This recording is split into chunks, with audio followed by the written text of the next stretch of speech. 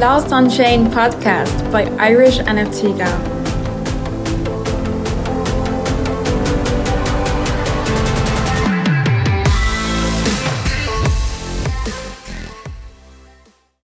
Hello everyone, my name is Irish NFT Gal. We are here for episode 2 of Lost Onchain podcast. Who I have the lovely opportunity to speak with is Živa. And Živa is actually, I'll do like a little bio about Živa first before we get Okay. into everything. But the reason why I wanted to talk to this lovely lady is because she is very passionate about women's female health. So Živa is passionate about longevity, decentralized science, DeSci, with a background in dental medicine. She's dedicated to making cutting edge research more accessible and actionable. And she's currently the head of Fertility 101 course at AthenaDAO. Would you like to tell us a little bit about AthenaDAO and all the amazing things that AthenaDAO is doing right now in Web3? Yeah, I've just joined AthenaDAO in November, but I was a little bit hesitant about joining because I didn't know that much about Web3 space, and I knew stuff about the lack of funding in women research and in fertility and all of those stuff, but I was like, okay, no, there is like a glass door. You have to be something in either of Web3 or either of research space to join the community. But actually, it's just the opposite. Like we include like everybody. We are like really open. And yeah, as I mentioned, I joined this DAO in November. DAO, that means decentralized autonomous organization. So we don't have that central authority. Um, and we are funding women research with the tokens. So why did the AthenaDAO actually happen? It was founded in 2022.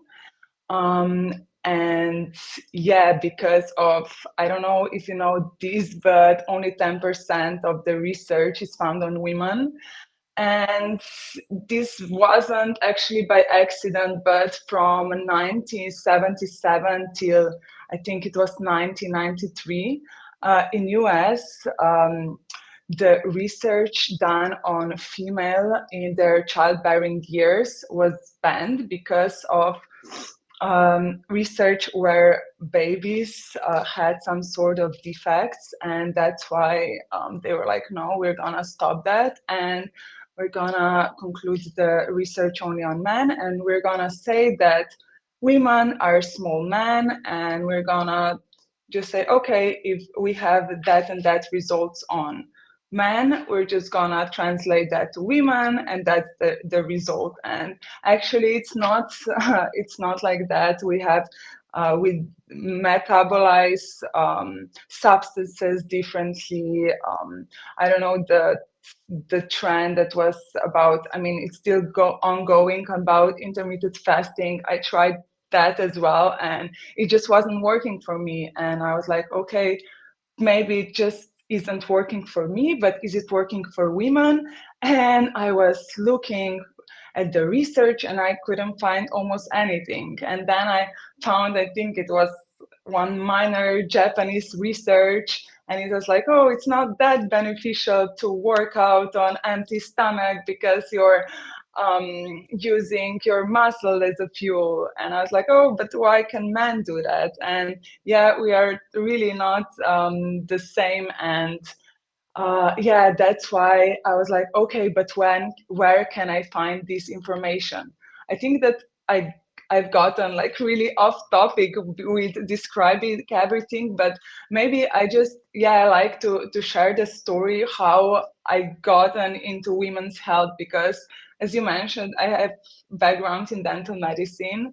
I studied that here in Ljubljana in Slovenia, but I was working in dental practices and I noticed that this field of work isn't for me. And at the middle, because in Slovenia you have to study for dental medicine for 6 years, I was like, okay, I continue studying that, or I pursue like my passions. And my passion at that time, and still is advocating for women's health and like having more research done and spreading the word out. And I know that it wouldn't be as good if I started that in Ljubljana. So I moved to Berlin.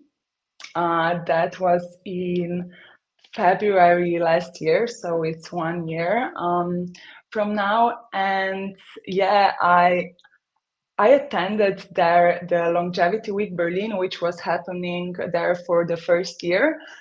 And I like so many information that I didn't know was spoken there. And I wanted to attend the Women Thriving event.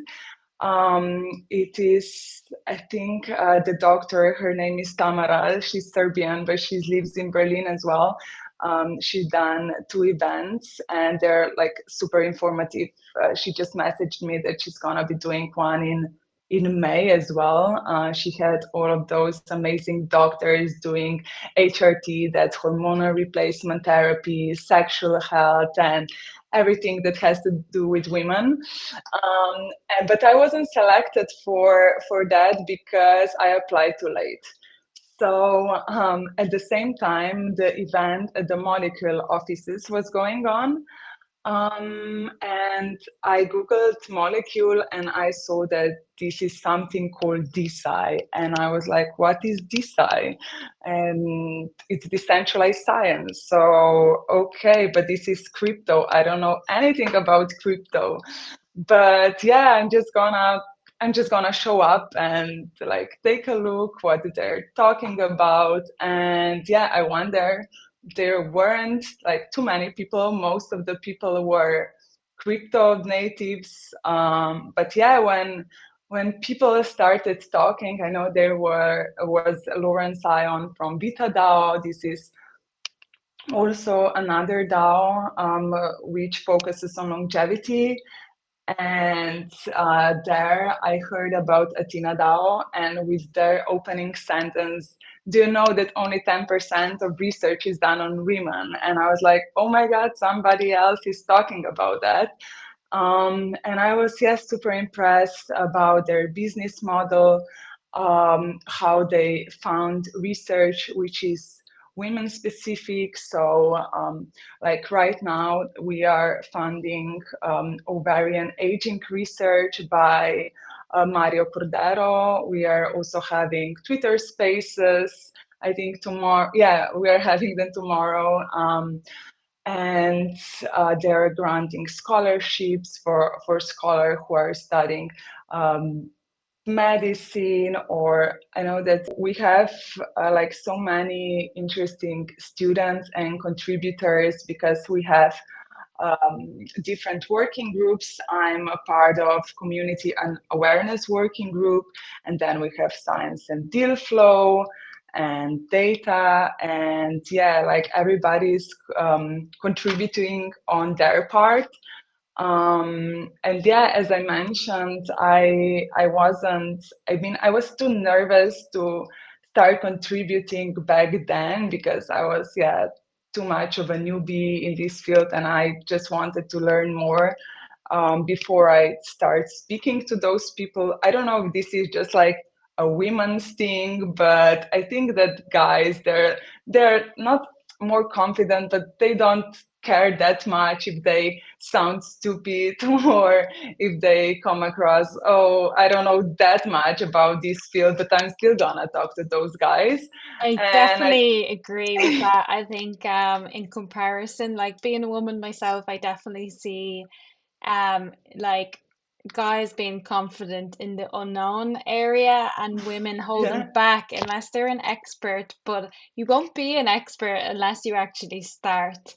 And I definitely have changed my mindset in that way that no one is an expert, you know. Mm-hmm. Everyone starts off knowing nothing, and the it's kind of it's sad to see as well, like holding back so many women. I think in all Yeah. areas of tech, especially. I think Mm, if we weren't born with like a tech mindset, then it just holds people back as to why they don't start in the first place. It's really sad. It's upsetting to see, but I think it's slowly changing. And I want to, you said something there really important as well about you mentioned the statistic about only 10%, and it is quite low. And like I have seen, you know, even in school, in secondary school as we call it here mhm, in Ireland, that a lot of our science books are only based off like statistics of men, you know, and being a female, learning that like that's the only way. It should be divided into like women learning only about women if they want to, because it is more important to learn about your own body than it is yeah, someone yeah, else's yeah, body. You should be for able sure. to, it should be customized nearly to your own body, not just a female body. But we don't even have that comparison. We don't even have Mhm, that to look at other like the historic statistics really there in place, because there's no yeah. funding, and it always comes back to that funding. So why do you think that is, that like only like that it's so low, that it is only 10% of like women companies that are funded right now? Do you think that, you know, people didn't care 20, 30, 40 years ago? Do you think people are only starting to care now, or do you think it's a different reason? Yeah, I mean, like the main reason, in my opinion, is the study I was mentioning. I mean, the prohibition of doing studies on women in 1977 till 1993, because it was, yeah, not allowed in the US, but that's the main reason, I think. But it's also so much easier to do research on men, because usually it's like men who are in college, so college years, they're like for 20 till 25, 30, something like that, and they don't have those hormones fluctuating, and they just have like the testosterone, and it's way easier to do research on them. And yeah, women are like, I mean, more complicated.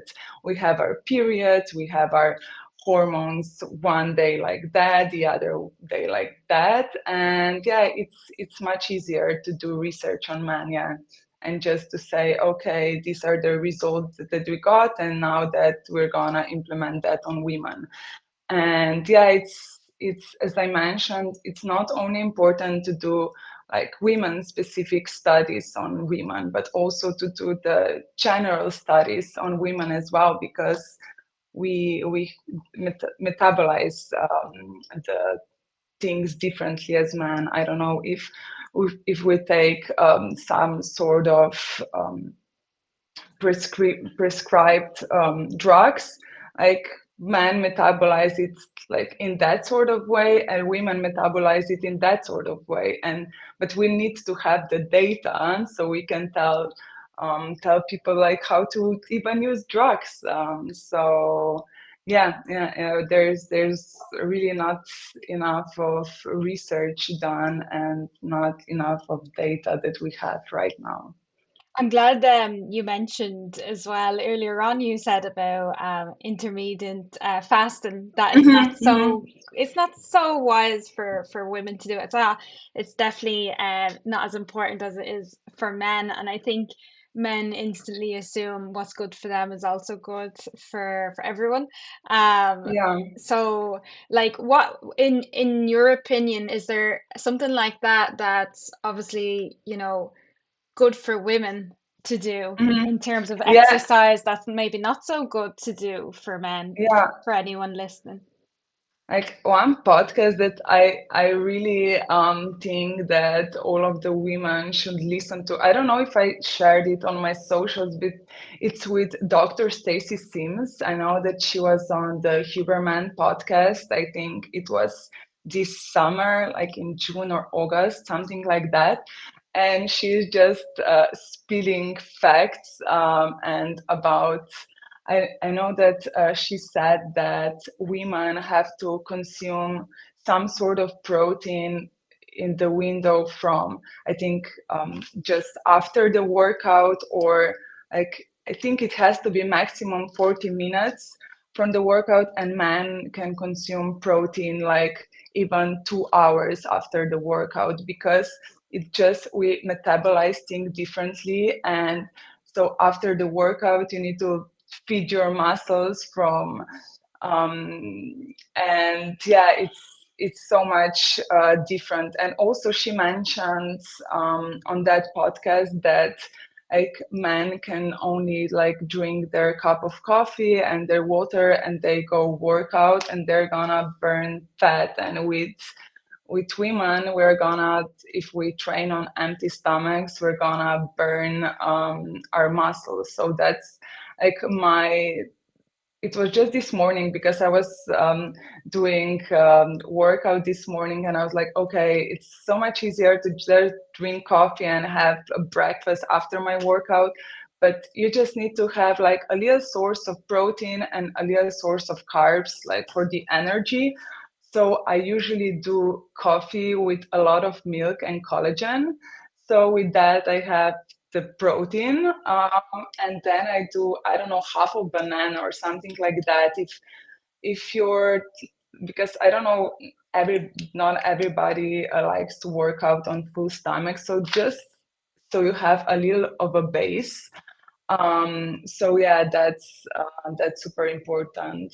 And yeah, when it comes to working out, I don't know what else. I can't remember right now, but this is like the fact that I usually like tell my girlfriends or to women who I see working out, I don't know, at 6 a.m. before they go to work, and I say, no, don't do that, please.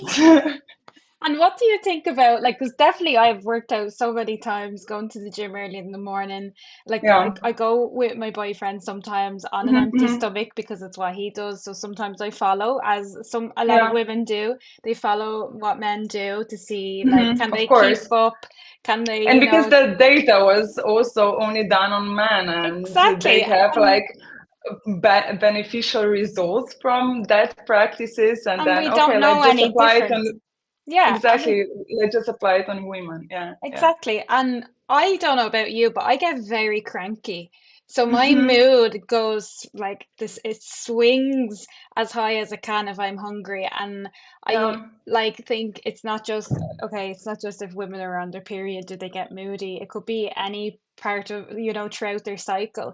Mm-mm. So it goes to show you that if something is causing such an like in fluctuation, then something is wrong, or else you're doing Yeah, something that you shouldn't be doing. So you do yeah. have to listen to your body. I think everyone um thinks that, oh, just because I hear it on a podcast or I hear it on a science podcast about a man speaking, that's good for him, that it's Mm-mm. good for me, right?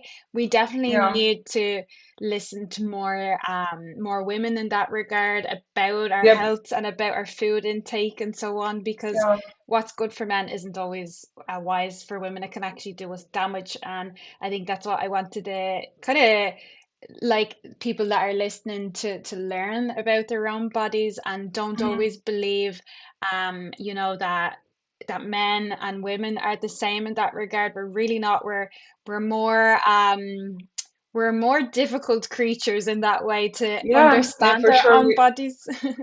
Yeah, yeah, yeah. But that's the beauty of it as well, like that we are different, men and women, and but yeah, we only, because we are like more difficult, we just need to apply the research on that. But yeah, we can grow like humans, like men can do that. So we're like so much more powerful in that regard. And Exactly. yeah, and like luckily we have like so many experts, like from female doctors. I mean, we also have like men allies talking about those things, but we have so many female doctors becoming podcasters as well, and educating females and their boyfriends, husbands, fathers, because I think, yeah, it's important to that the men in our lives know our symptoms and our cycles and what we're going through as well. That's why I'm huge on advocating for menopause as well, because I think that the pregnancy and, I mean, the difficulties about getting pregnant, like that's super, super important. But also, you know, when you see a pregnant woman, she's going through those hormonal difficulties, like one day she's like that, the other day she's like that, but society sees her like, okay, but she's growing a baby, let's just pamper her and, yeah, say nice things to her. But when women reach menopause, like the society is not like that. I don't know, have you had like a conversation with your mom about how she's handling menopause, or with your aunt, or I don't know, whoever? Because I know that's not a thing here in Slovenia. Nobody talks about menopause. It's I just like, think okay, women are getting crankier and that's it. I think like we do like I do talk about it with my Mm-hmm, mom, but not too like in depth or anything like mm-hmm, that. mm-hmm. We just talk about, you know, if she gets the hot flushes or gets Yeah, yeah, warm. yeah. And some people I like I've learned over the past few years only because yeah, my mom really talking about it. But if it wasn't for my mom talking about it, I wouldn't understand any of Mm, it. I understand that some people can skip it yeah. as well, which is really interesting. But some people can skip it only because they're taking tablets. And it's not I don't know if that's a good thing or a bad thing, but it's something that we should learn before going through it, not during. It's too late when Yeah, you're but even during, like, not all of the physicians are gonna tell you what your options are right now about the HRT, that's hormonal replacement therapy, and I don't know, even the work environments. Are they providing any like different policies for women going through menopause? Because their productivity is also like differs from women who are not going through that phase. So yeah, as I mentioned before, I think like this field needs way more research and way more attention that it currently does, because I think, yeah, the reproductive health, of course, gets more attention because the result is like having babies. And but yeah, with women going through menopause, I don't know. I just know, like from my own experience, that you just have to be advocate for your own life and for your own health. Um, yeah, that's like a little I don't know, collaboration with crypto, like how you're advocate for your own finances as well. So yeah, that's why I really like AthenaDAO, because you can choose in which research your money is gonna go. Because this is a decentralized autonomous organization. As I mentioned, there's no like central authority, and we have the voting system, and we can put incentives and fundings in the topics that we think that they need most attention. So yeah, for me, I'm like really, really big on menopause. And during this Fertility 101 course that I'm leading, we had each week we had one expert talking about the things that they are working on. We had cryopreservation of ovarian tissue, and we had AI in fertility, and we had Dr. Glenn Pyle was talking the last week about cardiac diseases and menopause. And yeah, I really like that. I don't know, we had such a, as I mentioned before about the glass door, we really, really don't have that, because all of those people working of and pioneering in those fields, um, they want to talk about that and spreading the word out. And if you're interested about those topics, you can get in contact with them, like really, I don't know, not really shortly, but there's not as in, I don't know, in those big pharma where it takes a lot of time, a lot of bureaucracy about which research is gonna be funded.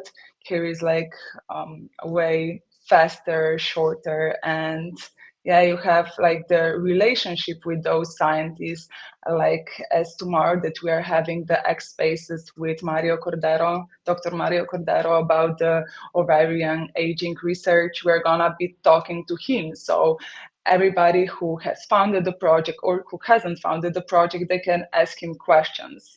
So I really like that transparency that DeSci allows you. Yeah. So, like, speaking of AthenaDAO's Hmm. fertility course, like, I Yeah. haven't taken this course, I'm not sponsored by this course, but I'm Hmm. just purely interested in women's health and fertility. I'm heading into my 30s now personally, and this is something Hmm. that I considered was egg freezing. So Yeah. it's definitely something I wanted to talk to you a little bit about, because is it different in each country how it works? So this is one thing that I like personally I would be hesitant in taking Hmm. a course about if it is Yeah. different in each country.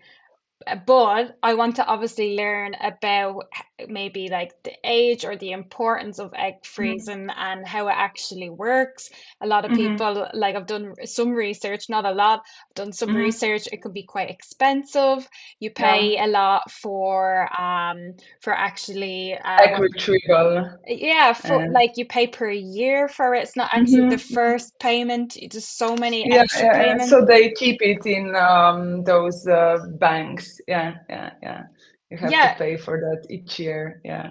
so things like that, I think not a lot of women know enough about, and to Hmm. have to use Google or ChatGPT, in my Yeah. opinion, is ridiculous. We should Hmm. be able to either consult with someone or be brought up in a way that we are educated to know our options, because there are so many options for women. But I think cost is a huge factor for people when it comes to that as well. But like egg freezing is something that you can be planning for when you have the funds, if you want to have a baby when you have enough funds, if you want to Yeah, save your yeah, money and yeah. everything.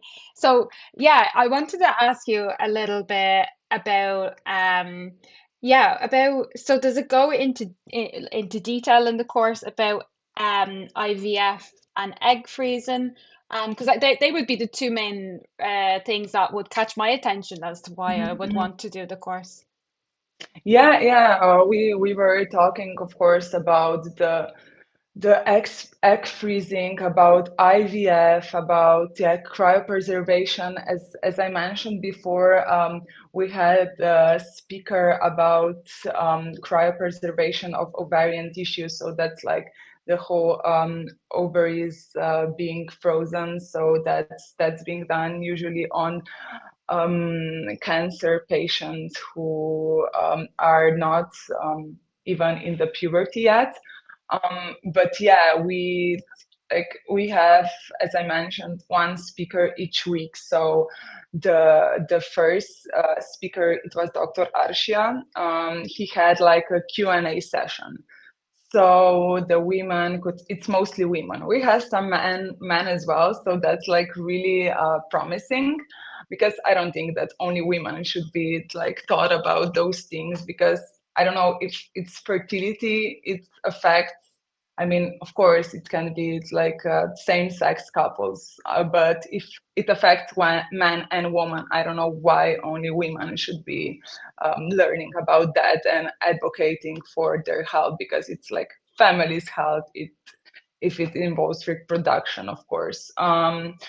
So yeah, we had like a little bit of a Q&A session, so everybody could be asking about hormonal replacement therapy or IVF. I think it was me who who asked which country is the best country to do egg freezing, because in Slovenia you can only do egg freezing if there's like something wrong with you, if you have like some sort of disease. Wow. So like, I don't know, PCOS or cancer or something like that. So it's not not allowed, but you don't have the options to do egg freezing just like that. Um, so because I mean, I not yet. I'm not in my 30s yet, but I was like, okay, if I want to do my career first, and I'm just like at the beginning, should I be freezing my eggs so I can have babies like later in life? I don't know, when I'm 35 or something like that. And I was thinking about that option, and then I was talking to doctors, and they said, no, that's not possible here. Um, so yeah, Were that's a you thing that you have to. surprised? Like, were you surprised by that outcome? Were you disappointed, a little Yeah, bit, or yeah, I was, because I wanted to pay for that like with my own money, and if you're not like even allowed to do that, I was like surprised, and I asked about the countries, and I think the doctor mentioned Spain, and but I think that's, oh my God, you have to like travel there, and there's a language barrier, and it's the difficult process just as it is. And then if you have to go to another country to do that, it's like, yeah, it's I know that I won't be doing that, like because of the another country, and I don't know. It's yeah, it's the yeah, kind yeah, of inconvenience of it all, yeah. right? It's So it's yeah, kind an of a additional bit. cost as well. Yeah, and it's a bit of like unluckiness in the factor of where you live or where you're from, where you currently are now, what situation you're in. It's actually crazy how in each country, like it li literally determines so much because of Yeah, regulations of because we mhm. have that centralized authority, and they Yeah, do yeah, they yeah. do mess up in the way of your life. And I think that's why I love DAOs, that's why I love crypto, that's why I love Mm, blockchain, because we can really teach ourselves and kind of be ahead of what our country wants us to do and what not to yeah, do, because we are our own person at the end of the day. And if the government have not that many women, for example, leading, then it's going to have an effect on women's health. And we need to like kind of break that change so that that 10% goes up to at least 40, 50% in the next 50 years. And if that's possible or not, I don't know. But AthenaDAO is hopefully going to change that and like encourage more, I think, women founders and more entrepreneurs and more scientists that are out there as well to maybe set up their own businesses. And you mentioned Vita DAO earlier on. hmm, I know there's a like a hair DAO hmm, that are doing some cool things as well. And but there's not an awful lot out there that are, kind of changing the game for women's health in the crypto space. But Athena DAO is yeah, definitely one that really, I think, is doing it right, and has an active community in terms of like the educational space, right? By having a course is really, I think, effective. So, do you think like will there be many men that are interested in this? Will there be many men signing up to this course, or do you think it's going to be 100% women? I know that there's not gonna be 100% women, but I suppose that there's gonna be maybe like some men scientists who wants to hear the experts in those field talk, or maybe some men, I mean the husband's boyfriends whose girlfriend's wife told them that they need to go because they need to learn about those stuff. Because I think all of the men who signed up, they had some sort of motive like the two that I just mentioned. There's not like no man that's it's just like, oh, I'm just gonna learn about fertility, just like I learn about Roman Empire, or I don't know. um, but yeah, about the fertility course, like right now we're in the week 6, so this is our last week, and we want to make it that this is just like a season 1, so that we can learn like what was good in this season and what we need to work on, and then to do the season 2 and like to do this as an ongoing model. because not most of the women that applied to the season one, they were like medical students or women going through IVF, and they had additional knowledge about those topics. But like all of them, they reported to me that they learned so much new. So if they like women who already had the knowledge about fertility, HRT, IVF, I don't know, all of those topics, they gained a lot of new valuable information. Like, what about the women who don't have any knowledge about those topics? Because, I mean, when I was studying dental medicine, and even my friends who like um, are doctors now, but not dentists, but like general practitioners, they didn't even know when I mentioned word longevity what the word longevity means. And they finished 6 years of medical school. And when I was talking to them about those women's specific conditions, they knew like about endometriosis, PCOS, of course, about the other stuff as well, but not in that much of a detail. So if this is not learned in medical school, like where is it gonna be learned? Hmm. So that's why I think everybody needs to be advocate for their own health. And I don't know, like I think this is messed up that you need to Google the questions and your symptoms before going to your gynecologist and ask him about, I don't know, that you might be going through menopause and what HRT means, if you are gonna to use bioidentical HRTs, or are you gonna go through progesterone, or which kind of hormonal replacement therapy? Because I don't know, I was just talking to one of my friends. I think she's right now in her, like, approaching her 40s, and she mentioned to me that she went to, because she has two babies, and she went to gynecologist to prescribe the pill to her, and then she didn't get her period. And she was like, oh shit, what's going on? And am I pregnant again? And then she was panicking and went back, and the gynecologist was like, oh no, on these pills, it's normal not to get the period. And yeah, like, I don't know, maybe like some physicians just think that those information are normal, but also where would the women, the people get all of the information? I know that we didn't get that in health classes. We only learned about safe sex, and I think that was it. Maybe yeah, to I don't even know if we learn how to use tampon. Maybe just like about this is the period pad, you Yeah. get period once a month, and that's it.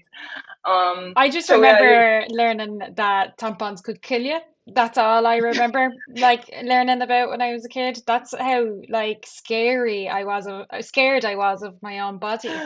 And I oh think my god, it's a yeah, huge lack of knowledge, even still now mhm, today, yeah, 100%. And it's ridiculous because you could get to the age of, that you no longer have your period and you're still learning about your body, like hmm, even hmm, before, or sorry, even after going through that. Like obviously we're learning more and more about our body, but basics, like yeah, what you yeah, said there about the pill, and that they didn't know and they were worried, like that is basics mm, of a lot. But yeah, I think we definitely need to make it easier for people to talk about it. I do see, for example, on the TV a lot of advertisements hmm, with tampons and pads, and hmm, whether or not that's a good thing or a bad thing, like I think it kind of scares people as well if they see blood. And a lot of people are queasy with blood. I'm personally hmm, very queasy when I see blood, hmm, so I don't like to yeah, see yeah. it as an Mhm. advertisement on the TV. I think it Usually, I scares think they people. have like blue color or something like that. So yeah, yeah, I know that some companies use that. Like some of the advertisements we get here in Ireland are Yeah. um kind of they would scare you more than educate you. I think there's a big difference between Yeah, education yeah. and just showing blood in a bathroom, and Mhm. it's not good, I think, because if it opens up a conversation, it is good, but usually you just don't want to talk about it, and it Yeah. makes it more kind of difficult. Yeah, and as you mentioned before, like women, I think they start to worry about their health if they can't conceive.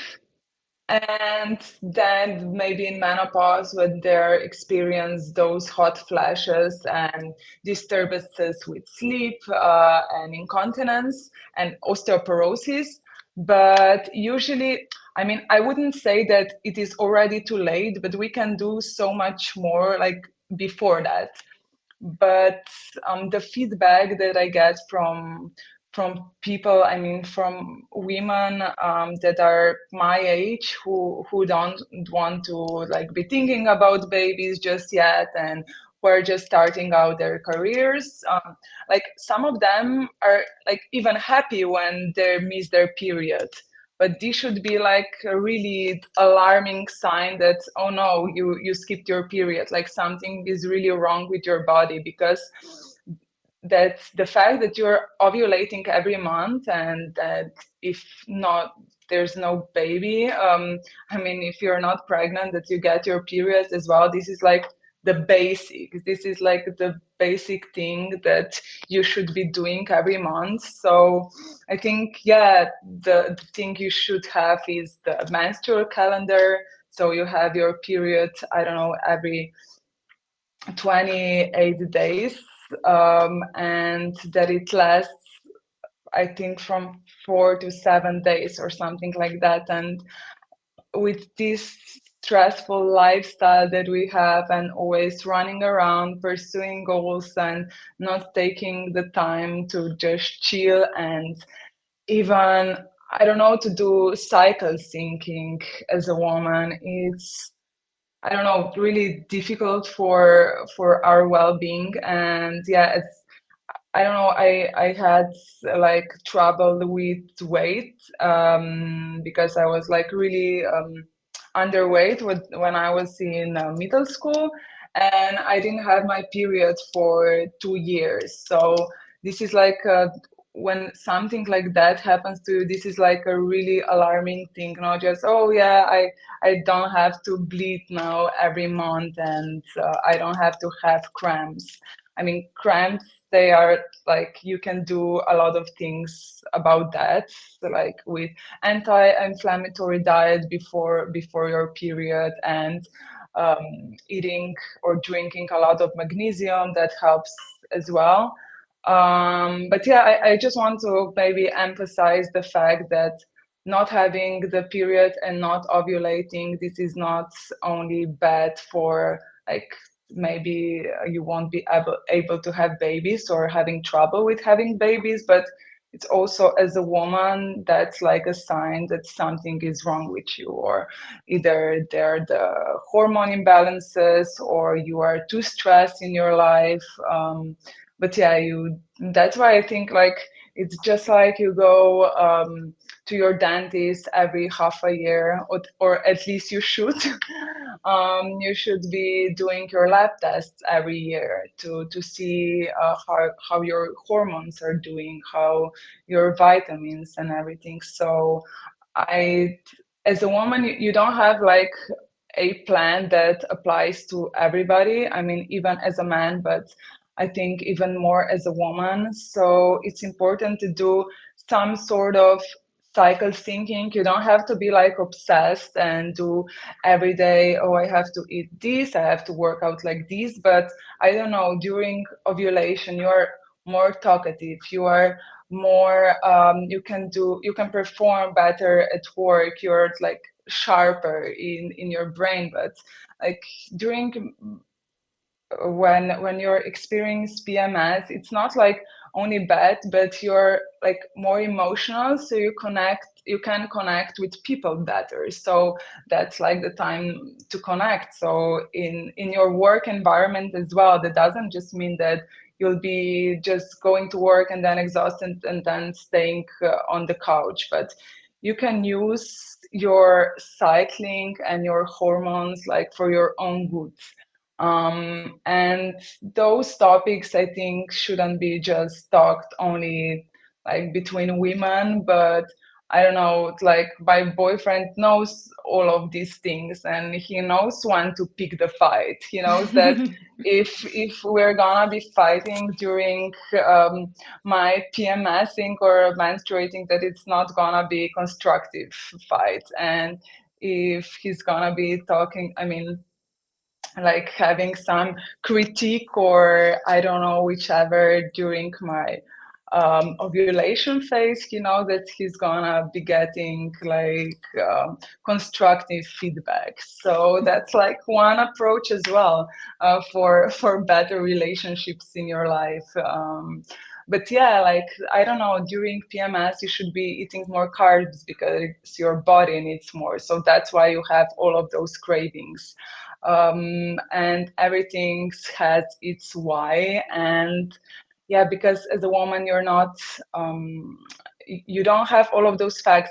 As we mentioned, you're not to learn that in health classes and not in medical school either. So Crazy. that's why we have the fertility course. I mean, we are also talking about the basics, but most of our participants are like have the advanced knowledge about a lot of stuff. So I don't know, the one topic that was really uh, amazing to me, it was about AI and IVF. So how we can use, I think it was Ciranio, yeah, Dr. Ciranio, she was talking about how AI can help you with your IVF process. So from choosing which embryo is gonna it's the best one, because as a human you don't have all of the data that AI has. And she also mentioned one program. I mean, it's called Chloe, and it helps the couple actually to look at the embryo in real time, so they know how it's doing, if it's progressing, and they have all of the data on their phone, like every second they can. So it's, I think it reduces the stress on the couple as well. Wow. And like you mentioned that app, Chloe, I know like there's two Yeah. apps that I use just to track my own cycle, and they're called Hmm. Flow, and the other Hmm. one is called Clue, I Clue, think. yeah, yeah, yeah, Yeah, yeah, yeah, and I yeah, use yeah. them both like I will use them both. kind of Okay. together, like to Uh-huh, uh-huh. because they both do different things in my opinion. They're Hmm. very similar, but they one does it better for different to Hmm. track your moods, and then the other is better for another reason. But I Hmm. do use them, and I don't pay for them. But I'll tell you one thing that I have invested in, like female wise, is another app called Natural Cycles. Ah, yes, So for the natural contraception, right? yeah, I Hmm. tried it, Hmm. and to be honest with you, I didn't use it for that long, but I do believe in what they're doing. But you have to take your temperature every single morning using a Everything, yeah. thermometer, or else you can Hmm. get the ring that Yeah. tracks your increase in I guess temperature. I guess Aura Ring, right? I mean, Exactly. I know that some Apple Watches, I have the really old model, so it doesn't track your temperature, but I know that the newer model have that option as well. Yeah, so things like that, technology is advancing. There is so many different options already out there Hmm. for you, Hmm. but definitely the old school thermometer way is so frustrating. You have to Yeah, do it the exact for same sure. time every Yeah, morning. yeah, I yeah. tried it and I just kept either forgetting or else something, Hmm. you could be traveling. If you travel a lot, it's Yeah, definitely not for you. So the ring yeah. is a great one, but it's expensive. It's quite Hmm. expensive, and especially for students, I feel like Yeah, yeah, most yeah. people that buy these things are students. They don't have a lot of money, so it's not Mm. a great but obviously natural cycles being free, a free way to track it makes sense. But most people that use that app definitely use the ring, and that's Yeah, I yeah, think like but I temperature. also want to emphasize that with tracking your temperature, and you also have to have like the regular cycles, Yeah, so like, because when you are, I don't know, stressed, like, because most of the students are, and I know when, like, I was in college, and I was roommate with three girls, and we were talking about periods, and they didn't have, I don't know, the periods for 3 months, and you just like forget about it because you have all of those exams and parties and I don't know, whatever. So yeah, it's really important to first thing, like, it's to get your cycles in check, and if they're not in check, to talk to your physician and to do something about it, because this is like the most important thing to, and then like to measure your temperature and to use this as a form of contraception. Yeah. yeah. And no, no, 100%. And not everyone does Hmm. have a regular cycle. I know Yeah, sometimes yeah, it yeah. can change depending on your Hmm. environment, your stress, and it's not 100% something that you can guarantee on Yeah, either. yeah, yeah. Mm, mm. So Yeah, of course. it is scary being a woman, to be honest with you, if nothing is Yeah. 100%. And you have so many different options, but not one of them is 100%. It's you'd rather just use whichever one is the highest. Yeah, yeah, and even, I don't know, I deleted TikTok from my phone and Instagram. I think it was 2 years ago, because I spent way too much time on those apps, and that's why I just like use YouTube Shorts, but because they're like not really addictive, because their algorithm is not good. But just today I saw like one, I think it was mom influencer or something like that, and she was telling a story how she had twin boys, and then she was super stressed because she was getting married after their birth, and to get into the best shape and form.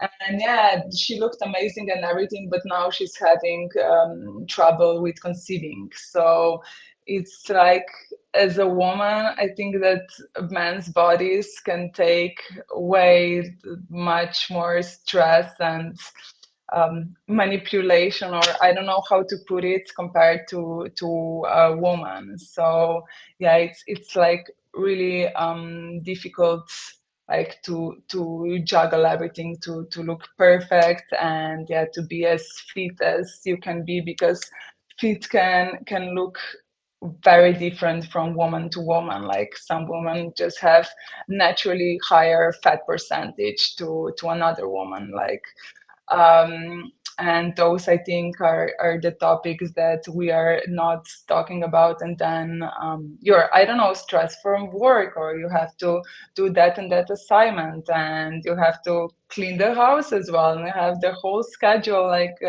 when is something going on. And yeah, if, and usually with the stress, the first things, you lose your period, because I think, why would you reproduce if you're not like at a calm environment, because there's like a higher percentage of miscarriage as well. So I think that is something evolution wise that comes pretty early on with stress, or with losing a lot of weight, that women lose their periods, or they can have babies.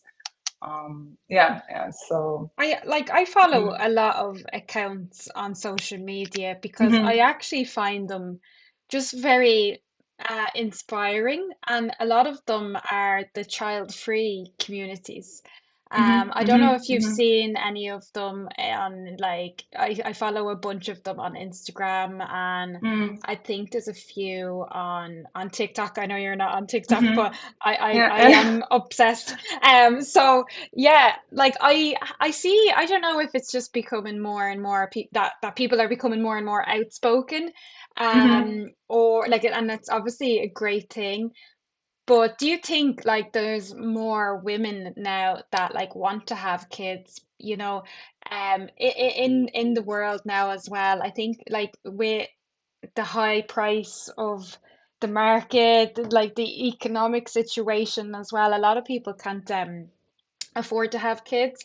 Hmm. Um, so yeah, what's your opinion around that? Like, because I know Elon Musk even tweets a lot about this, about Yeah, yeah, that yeah. there's like a decline, a massive decline, a rapid decline in people having kids, and it's kind of something that is scary. But yeah, what's your opinion around that? Like, and kind of like what is happening, in the world? Yeah, yeah. I mean, yeah, that's like a really controversial topic as well as and with Elon, like that he's having a lot of babies with different baby mamas, and that he is contributing to the humankind is not collapsing. But I don't know. I can only speak mostly like from my own experiences that yeah, of course, like when it comes to my friends, they don't want to have babies and they want to postpone it, so they, I don't know, achieve some goals in their careers, or that they can afford to buy their apartment, because not a lot of people are now, I mean, not a lot of people can afford to buy apartments nowadays. And I think it also became, I don't know, more accepted just not to have babies immediately after college, because like before people were like going to college and getting married and having babies, and even though they didn't have the best like financial situation, this was just the model and it worked, and they just hustled with the baby. And like right now I think the people, I mean, the people that I know, I wouldn't like to generalize, but like from my own experiences, people want to live more comfortably, more, yeah, have more comfort, and like first as a couple, and to gather, I don't know, that much of financial freedom. And then when everything is calm, I mean, calm, it's, there's not gonna be a time when everything is chill, and just then to have a baby. But yeah, I don't know, because still as a woman, as we were talking about, we go through menopause and we start producing eggs, and we haven't like figure out how to stop or slow ovarian aging. So it's still the best time to have a baby is between 25 and 35.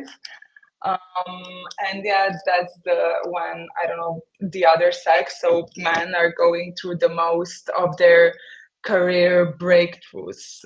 This is not like the time to chill and have a career setback, but as a woman, if you would like to have the family and the least difficulties with conceiving, this is the time when you should have a baby.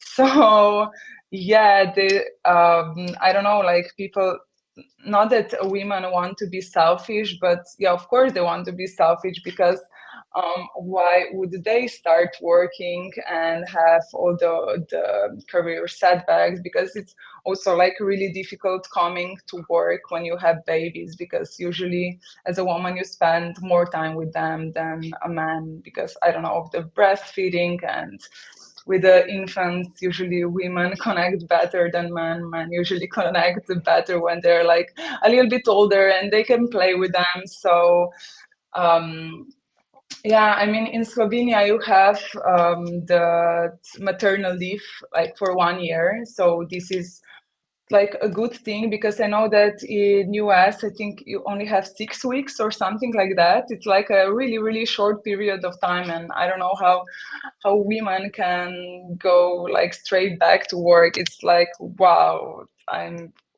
them, because it's a huge toll on your body, and you're not sleeping like for that and that many of years. So now you question yourself, oh, should I go through all of that, or should I just have dogs and plants? So it's I'm like, definitely the dog mom here. And I think it might be for the foreseeable future. yeah. I So think yeah, though, and like, aren't yeah, people what's your opinion? Yeah. aren't people just very, I think with like you can blame social media for this. Like social media is an Mm, amazing tool, but it's also like the worst tool in the world as mm, I mm, try to explain it to people. I love yeah. social media, I love marketing, but it does 100% mess with your brain in Mm, that we don't realize it, but we are judging ourselves compared to other yeah. people. Like, I don't think I'm that type of a person, but every single person in the world does judge themselves compared to a stranger on the internet, and Yeah. it's so sad, but we do. I know, for example, my both on my mom and my dad's side had a large family growing up. They would share Mhm. bedrooms. They would sleep maybe three, four of them in the same room. Yeah. Yeah. In our heads, that's not the way we would want to rear kids. If we Exactly. have, Exactly. let's say I wanted five kids and they were all Mm. sharing the same room, I would feel like a failed Bad mother, as a that yeah, I yeah, don't yeah. have enough money. Whereas Exactly. growing up, they just got on with it. They were more Mm. hardcore. They were able to Yeah. deal with whatever came their way. Yeah. Whereas now I think we get upset very easily. As we Hmm. say, like snowflakes a little bit in Ireland, you get upset over nothing, and But um that's correct. like your life isn't going to be perfect, and you're not always Yeah. going to have money or time, or you're always going to have to substitute one thing for another. So I think a little Yeah. bit we need to have that mindset of our grandparents and honestly just get on with the situation at hand, and complain less. But I like that we strive for more than what our grandparents had. I really do think Mm. that we should have a Mm. better life. Yeah. So if that's just as simple as having your own bedroom growing up, that's a huge Mm. difference between someone having to share with three of their siblings. So I think Yeah. it's better to have kids later in life when you have your career in check, because I would not want to give up my career after having Mm. kids. And Mm. I see so many of my friends doing that. And Hmm. like each to their own, it might make them Yeah. happy, but it wouldn't make me happy. Hmm. Because you're giving up yourself, you're giving up a part of your life for someone else, and that means your life ends, in my opinion. Yeah. And that's not the way I would like to live my life. So I'd rather continue living my best life. And if that Hmm. means Hmm. to just have a dog for the rest of my life, then I Yeah. would Yeah. be 100% happy, because it means I'm still living my life until the end. So I think Mm. that would make me happy. And everyone is different, but definitely these child-free communities, they get a lot of hate, and it's a lot of hate from men, and it's a lot of hate from Mm. strangers, right? And Yeah. yeah, a lot of people just presume that women will have kids, and I just think it's very wrong to Hmm. presume. Like, for example, you don't know if someone has fertility issues. You Yeah. don't Yeah. know what people are going through, and you would hate to be in the middle of that. You'd hate to make, like make someone cry, have a bad day because you just presumed, oh, why don't you have kids? Well, if they Yeah. can't have Yeah. kids, like, you don't know. Yeah, exactly. So I think like even commenting of on other people's decision if they want to have babies or how they want to have babies, if they want to adopt, if they want to go through IVF or freezing their babies or going through surrogacy. I think yeah, I was just tweeting about that I think a month ago or something like that about I think it was the actress who plays Emily in Paris. What's her name? I love that actress. Yeah, I know who you're talking Emily about. Collins. I think Yeah. I think it's Emily Collins, right?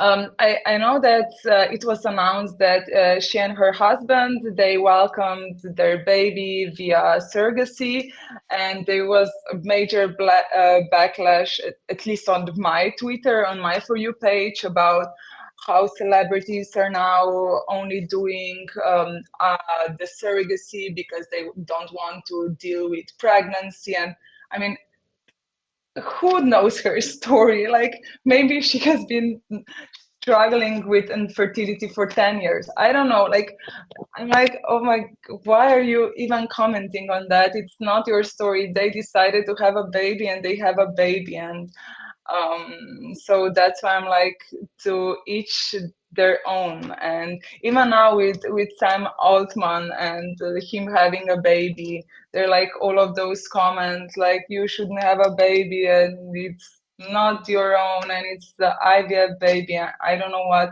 but I really like the conversation about like how we can bring more babies into the world, like with the new technologies, even artificial wombs, and what are the benefits of that, and Did you like just say having, artificial wombs? yeah. Okay, so this is the first time I've ever heard that. So tell me I more. really Is this like actually a thing? Is actually no, it's not yet a not thing, yet. but it's just Okay. yeah, it's not yet. I mean, hopefully, I'm like really like pro innovation and maybe Sign me a up. Sign little me up. yeah. Yeah, a little bit of, I don't know, controversial things, but yeah, we have a problem with declining birth rates, and we yet don't know how this will look like in I don't know how many years. Like with the everybody moving to the cities, we're gonna have like a ghost town of villages, and um, yeah, that's why I think we need the solutions and talk about what could be done. And maybe it sounds like controversial right now, but even the people who want to, like some people don't want to have babies, and there's like why should we, I don't, not we, but why should people bother them like, no, you need to have baby. And like a lot of people are having trouble. I think that 1 in 4 couples struggle with infertility, and men have 50% less sperm that they have so and so years ago. So it's like a problem. And what will it look like? Will government like give money or some sort of benefits to people who choose to have babies just to have the workforce? And I don't know, but yeah, that's why I'm also interested in this field, because we haven't been like dealing with these sort of numbers ever. And yeah, who will be looking after the older population? That's why the theme of longevity also comes into the picture, like from the point of view, like who wants to die? Nobody really wants to die voluntarily. I mean, of course, if you're sad or if you're really sick, but if you're sad, that's also a disease. So that's like a hormonal imbalance. I mean, it's natural to be sad, like if something horrible happens to you, but you get over it with time. And as you mentioned, like snowflakes, we need to get a little bit more resilient Yes. because just, I don't know, a little story. I was in Brazil 1 month ago, and I met locals there, and they were so resilient. I was like, oh my God. And I was depressed about that and that happening to me in my life. And they're like living from day to day, and they are living their best, like so resilient. When they were telling me things, I was like, oh my God, I would be so traumatized by that. And they're like, no, this is life. Like this happens. You just move on. And yeah, they like really inspired me just to build my resilience and to be less stressed. And even, I don't know, like having this podcast today, I was like, oh my God, as we were talking before, I don't know, maybe just making a full circle. As a woman, you're not like, oh no, but I don't think I know enough about this topic that she's gonna be asking me questions about. Or oh my God, what if I sound stupid? But like you have to just go for it and just start somewhere. Like maybe this is my worst podcast, but it is also my best podcast because it's my first one. So Exactly, exactly. And uh, like you mentioned longevity, and was yeah. definitely another question that I wanted to ask you before we wrapped up, because Mhm. you are co-founder of Zelar City. Yeah, Zelar City. Yeah, as I was mentioning before, my story or my introduction to AthenaDAO, I met at those conferences Lauren Sion, who is a contributor at AthenaDAO and also Victoria Forest, and they started with Zelar City. I mean, I contacted them that I want to be in as well, and it was a really nice project happening in Berlin. We were, I think it was 8 weeks. Yeah, I think it was 8 weeks in October and November last year. Um, and they were like longevity enthusiasts, scientists, and we were just talking about the things that we don't have the space to talk about. So like longevity and women's health are like niche fields, but I don't know why women's health is a niche field. I can understand why longevity is, but I think that we need to unniche women's health for sure. Because I followed Zelar City earlier on today, and I seen Oh, okay. Brian Johnson in one of the photographs. There was like Hmm. a meetup or something, and I've heard so many crazy things about what Brian Johnson has done to his body to try. He's trying to like live forever, and I know he has a Netflix Yeah, documentary. documentary. I watched that. Yeah, Amazing. Um, yeah. don't I don't die, it's called. So yeah, watch that yeah, yeah. definitely. Yeah, that's actually his slogan. Yeah, don't die. But I don't know. He's also like really controversial, and people are, oh my God, what he's doing. This is not even the life that he's living. I know that his last meal of the day he's having at 11 a.m. and he has his perfect bed routine and workout every day, and every day is like a really structured. But I'm like, oh my God, no, he's not really sacrificing himself, but he's like a experiment. He's providing us all of the data and he's doing that for free. And I'm like, why wouldn't we just be happy for his contribution? He's not like trying to say, no, you're really living a really bad life and why are you doing that and why should we judge him So who's the so female version of Brian Johnson? This is what we need.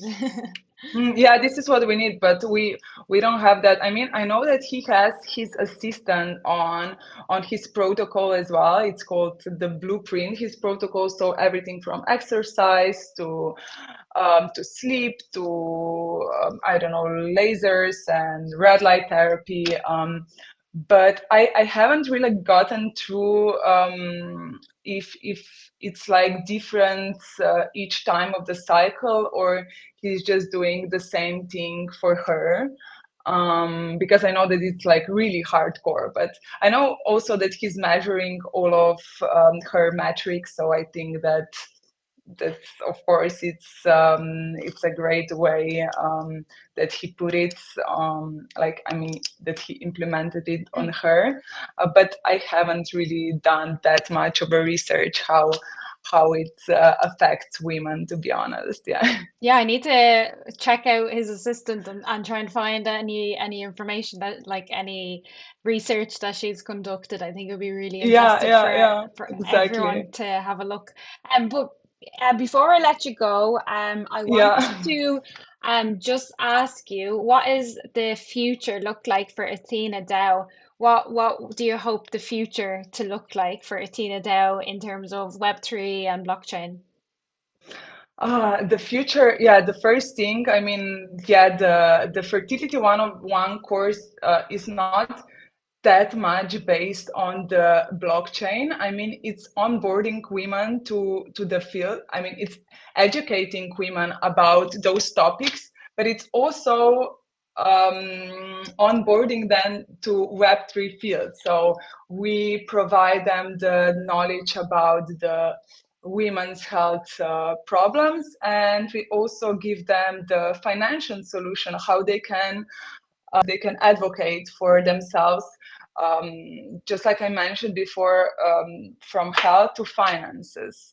We want to do something for the fertility folks, I mean, folks who want to learn about women's health, and also how we can found science with that. And I don't know, the ladies who came, like, what are the fields that they are mostly interested in? Like, is it menopause? Is it prolonging like your ovarian function, or what is the thing that, and yeah, and we want to educate, mostly like educate more and more people, and to conduct and fund more and more research, because as we were talking before, there is not even the data that we could be making conclusions from. So we need to first gather data, and we can gather data through the research, because we also have like a AI agent, Lovelace, who is going through female specific data, and you can ask her questions about it. But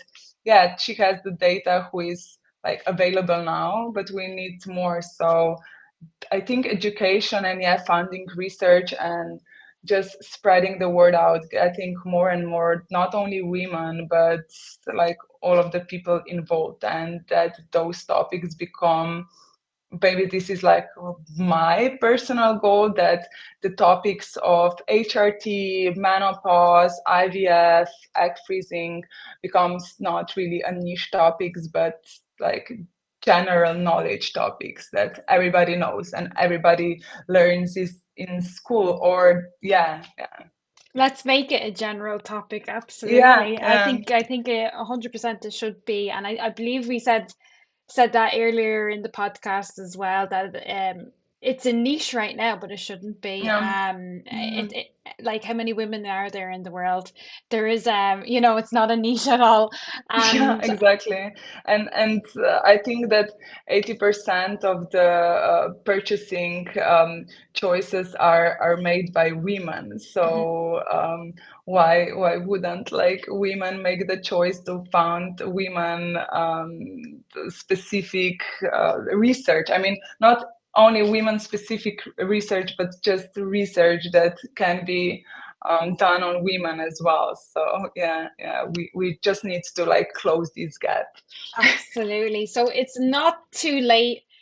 This is what I gathered so far, and from this Mm. entire podcast, in case someone skipped right to the end, it's Yeah. not too late to learn about women's health, and it's not too late to join crypto.